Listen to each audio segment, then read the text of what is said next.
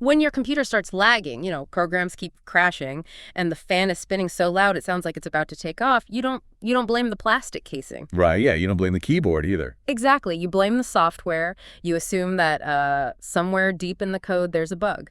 Or maybe it's just an outdated operating system that simply cannot process the demands of the modern world.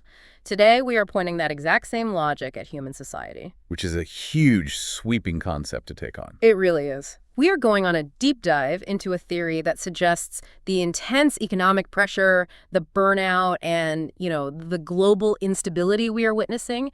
They aren't just recent developments. We are crashing because we are running on a faulty 4,000-year-old mental operating system. And the material guiding this exploration for us is an essay titled Our Current Situation, alongside a really fascinating conceptual diagram provided by the author. The core proposal here is a radical shift. The text argues that we are transitioning away from a millennia-old mindset defined by scarcity and top-down enslavement. And moving towards something entirely different. Right, a decentralized model of abundance and connection, which they call the Diamond A-Spire. But before we really get into the mechanics of this, I do need to offer a pretty important note on the nature of this text. Yeah, because it covers some very intense ground for you, the listener. It does. The material touches on highly sensitive and debated topics. I mean, it reinterprets biblical history, it questions mainstream climate change narratives, and it fundamentally challenges the scientific and economic structures we've relied on for centuries. So it is crucial to state that neither of us is taking a side here. Right, we're not endorsing any of this. Exactly, nor are we endorsing these specific viewpoints. Our job is purely analytical. We're just unpacking the fascinating arguments and presenting the ideas exactly as they are framed in the text, allowing you to weigh them for yourself. Okay, let's unpack this. We're going to start with Isaac Newton, travel 4,000 years back to an ancient Egyptian pharaoh, and finally project into the future geometry of a proposed new Earth. But to understand why we supposedly need a new societal operating system, we first have to understand why the current one is failing. Right, and the essay diagnoses our current worldview using 4 defining characteristics. It says we are linear, separate, random, and conflict-driven.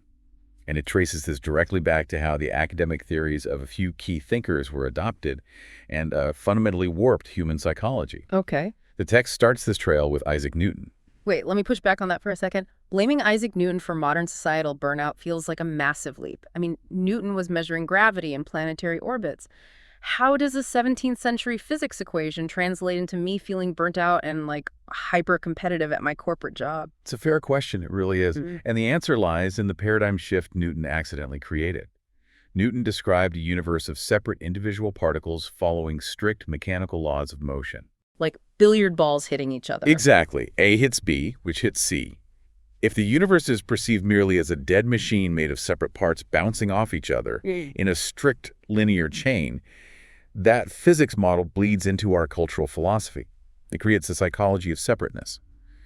You are an isolated particle. Oh, I see. Yeah, so your success is strictly a linear result of the force you exert against other particles. Wow, okay. So it's not the physics itself, it's the metaphor we extracted from the physics. Yeah. We started viewing human interactions like billiard balls. And then Charles Darwin gets stacked on top of that, right? It does, yeah. Because we all know the theory of evolution, but the essay focuses on how society absorbed it. We took Darwin's observations and forged them into a narrative of random predatory survival. The phrase survival of the fittest became this social gospel. Right. Life isn't a shared ecosystem anymore. Exactly. It's a ruthless competition. Which perfectly sets the stage for the economist Thomas Malthus. He added the final, really bleak layer to this worldview. Malthus observed that human populations grow exponentially, but agricultural food production only grows linearly. Therefore, he mathematically guaranteed that we would eventually run out of resources. It's the ultimate scarcity mindset. It's like a massive game of musical chairs where the chairs are constantly disappearing. And because of Newton and Darwin, we believe we have to aggressively shove each other out of the way to get a seat. Precisely. Yeah. I mean, if you combine separateness, ruthless competition, and guaranteed scarcity, you end up with a society entirely driven by fear. But the text emphasizes that this is just one way to interpret reality. It's not absolute truth. Right. For instance, the author cites the work of Dr. David Hawkins, who proposed a model based on inherent attractor patterns. Instead of that strict linear A causes B causes C we got from Newton, Hawkins suggests a completely different mechanical view of how events unfold. So how does an attractor pattern actually work, mechanically speaking? Like, how is it different from a domino effect? Well, instead of seeing A knocking over B, Hawkins' attractor patterns suggest looking at reality more like a whirlpool. Okay, a whirlpool. Yeah, the water molecules aren't just pushing each other in a straight line, right? There's an invisible center of gravity, like an underlying pattern, pulling everything into a shared organized orbit. Event A, D, and C are all part of a connected whole being drawn toward a specific frequency or outcome. That's a huge shift in perspective. It really is. The argument here is that our society needs to identify what center of gravity we are orbiting. Are we orbiting fear, or are we orbiting connection? Because right now, we are still running the linear competitive software. And that buggy software is exactly why the essay argues we are hitting a wall. The text brings in Jared Diamond's historical framework for why societies collapse. Diamond identified 5 specific factors. Let me list them: environmental damage, climate change, hostile neighbors, decreased support from friendly trade partners, and a society's response to its own problems. And the author looks at the globe today and observes a perfect storm. All 5 of those factors are converging at once globally. But what is truly vital to the argument is the nuance regarding the environment. Right, this part was interesting. The text suggests that while climate change is a reality, the Earth's climate has constantly shifted over millennia, perhaps even influenced by broader galactic cycles. Nature, they argue, always finds a balance, and humanity's task is primarily adaptation. More importantly, the text stresses that environmental damage is not the guaranteed catalyst for a civilization's end. Yeah, the historical examples used here are razor sharp. I mean, the Soviet Union collapsed in the 20th century, and the ancient empire of Carthage was destroyed by Rome in 146 BC. Yeah. Both of those massive societal collapses happened with virtually zero environmental degradation acting as the trigger. Which forces us to look entirely at the 5th factor, right? A society's response to its own problems. If our fundamental cognitive software is linear, random, separate, and competitive, we mechanically cannot process complex interconnected crises. The system just freezes. It crashes. Exactly. The text argues that we need a completely new cellular memory. Okay, so our modern mindset is essentially legacy code that can't handle a networked world. But if Newton, Darwin, and Malthus were just formalizing these concepts in the last few hundred years, they didn't invent the bugs. They just documented them and gave them academic credibility. So my question is, where did we download this original software in the first place? If it didn't start with Newton or Darwin, how far back does this go? What's fascinating here is to find the original source code. The text takes us 4,000 years into the past. The argument is that this societal failure didn't start with the Industrial Revolution. It started with a story of famine, a pharaoh, and a man named Joseph. Okay, we all know the broad strokes of Joseph and the Technicolor Dreamcoat. You know, the favored son, the jealous brothers, the slavery, the prophetic dreams. Pop culture treats it as the ultimate triumphant hero's journey. But the author strips away the Broadway musical veneer and asks us to look strictly at the harsh economics of Genesis 47. Yes, let's look at the actual mechanics of what Joseph did, because it's wild when you break it down. He interprets Pharaoh's dream, predicting 7 years of abundance followed by 7 years of severe famine. He is made second in command and stores massive amounts of grain. Then the famine hits, and Egypt is the only place with food. This is usually where the triumphant music swells, right? He saved everybody.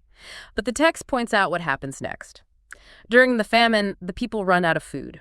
Joseph doesn't just distribute the surplus. First, he demands all their money in exchange for grain, transferring all the regional wealth directly into Pharaoh's house. And the economic extraction escalates from there. The next year, the people are still starving and have no money.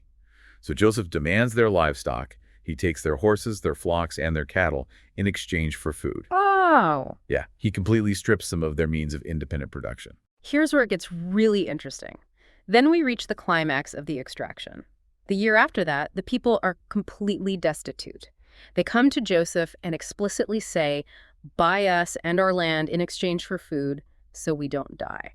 And he does it. He buys all the land of Egypt for Pharaoh.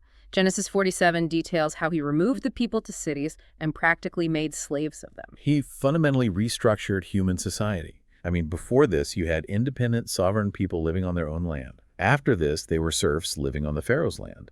And to cement this new power dynamic, Joseph institutes the first recorded systemic income tax. He gives the people seed to plant, but mandates that 20% of all their future harvests must go directly to the pharaoh. The text points out a linguistic connection here that is impossible to unsee once you hear it. Think about the term real estate. It originally stems from royal estate. The argument is that we still pay property taxes and income taxes today because fundamentally we are still operating under this 4,000-year-old framework. We are still living on the pharaoh's land. Exactly. The author refers to this as our genetic memory. We sacrificed our freedom and our resources to a centralized power during a crisis 4,000 years ago, and we have simply rebranded that pharaoh over the centuries. Right. Kings, emperors, presidents. Yes, modern state apparatuses, the underlying geometry of the relationship remains identical.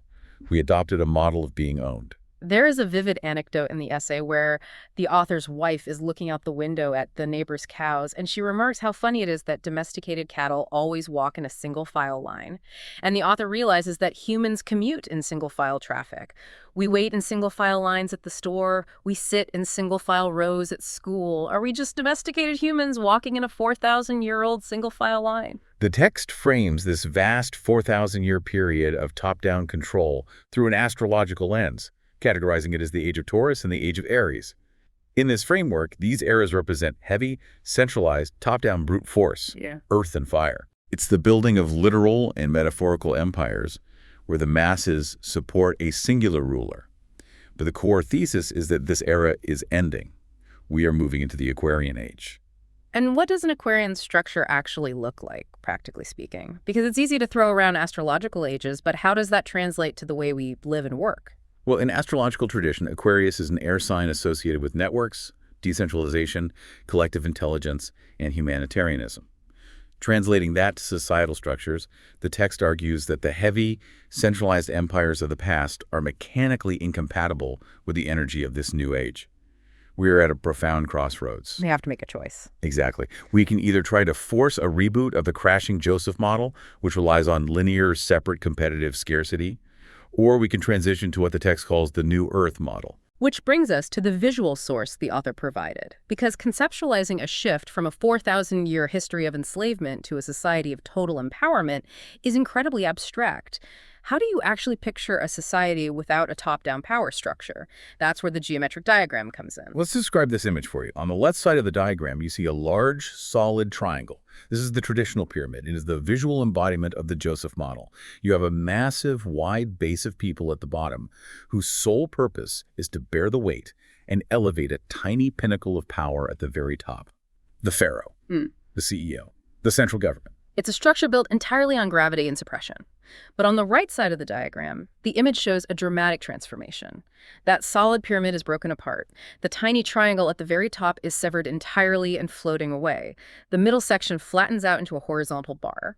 And the wide base at the bottom, the foundation where all the people reside, completely shifts its shape. It rotates and expands into a large diamond. If we connect this to the bigger picture, the author calls this the Diamond Perspective, or the Diamond A-Spire.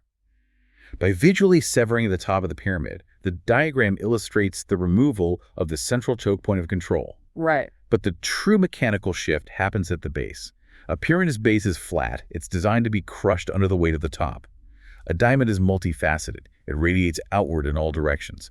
It doesn't require a subservient bottom layer to exist. So how does a diamond society actually function day to day? Because if we remove the pharaoh, if we remove the central authority that collects the 20% tax and redistributes the grain, doesn't it just become chaos? And that is exactly the fear embedded in the legacy code.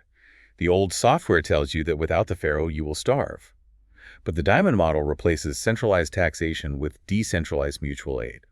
Let's look at the mechanics. In the Joseph model, resources are extracted upwards to a central point. The pharaoh decides who gets fed, creating an artificial scarcity that ensures obedience. In the diamond model, society operates like a network of nodes. Oh, I see. So instead of a vertical flow of resources, it's a horizontal flow. Exactly. If one node in a diamond network faces a crisis, the surrounding nodes support it directly. You don't send your resources to a central authority thousands of miles away, hoping they send help back to your neighbor. You just help your neighbor. The text emphasizes that this requires a total inversion of our thinking, from linear to cyclical, from separate to connected, from competitive hoarding to cooperative abundance. The author puts a bold statement at the end of the essay. You are the diamond, meaning the individual is no longer a flat, interchangeable brick at the bottom of an empire. You become a multifaceted, sovereign node capable of directing energy, generating resources, and supporting the network around you. It is a reclamation of the sovereignty that was surrendered in Genesis 47. The text posits that we are not inherently selfish or naturally inclined to ruthless competition. That was a behavioral adaptation to a system of artificial scarcity. Once you remove the pyramid structure, the inherent attractor pattern of humanity, to go back to Dr. Hawkins's concept, is actually cooperation and mutual empowerment. So, what does this all mean for you, the listener? Reading through this, I felt a strange, profound sense of relief. When you are stressed about inflation or supply chain shortages, or the exhausting feeling that you have to constantly compete just to justify your existence, it feels like an inescapable law of physics, like gravity. Yeah, it really does. But this text argues that it isn't gravity, it's just a system, an inherited optional system designed by a specific person during a specific famine to consolidate power. And if it's just a system we inherited, we have the power to opt out. That realization is the core value of this framework. Whether you align perfectly with the author's historical timelines or their specific interpretations of scientific theories, the lens they provide forces you to critically examine the water you are swimming in. It asks you to audit your own mental software. Let's pull all of this together because we have traveled across a massive landscape of ideas today. We started by looking at the modern symptoms of societal collapse, realizing that the linear, competitive worldview we absorbed from thinkers like Newton and Darwin is failing to process our interconnected reality. We then followed the root of that legacy code back 4,000 years, moving past the cultural myth of Joseph the hero to examine the stark economic reality of Genesis 47. We unpacked the systematic invention of serfdom, the consolidation of real estate, and the birth of systemic taxation. We recognize that humanity has essentially been domesticating itself under variations of the centralized pharaoh model ever since. But finally, we explored the alternative. The geometric shift from the oppressive top-down pyramid to the decentralized sovereign network of the Diamond A-Spire, a model for a new Earth built on mutual aid, horizontal connection, and abundance. As we conclude, I want to gently reiterate our opening stance. The astrological timelines, the historical reinterpretations, and the societal critiques we've unpacked today are entirely the author's own conceptual models. Their power lies not in demanding absolute historical agreement, but in offering a radical new vantage point for understanding human potential. It definitely breaks you out of the trance of that single file line. It does. And it leaves us with a necessary question to consider. If the transition from the pyramid to the diamond is truly happening right now, it makes you wonder about the physics of that transition. A chunk of coal doesn't become a diamond without immense, crushing pressure and friction. As we watch our current global systems struggle and crack, are we merely witnessing the collapse of the old world, or are we experiencing the exact amount of pressure required to forge the new one?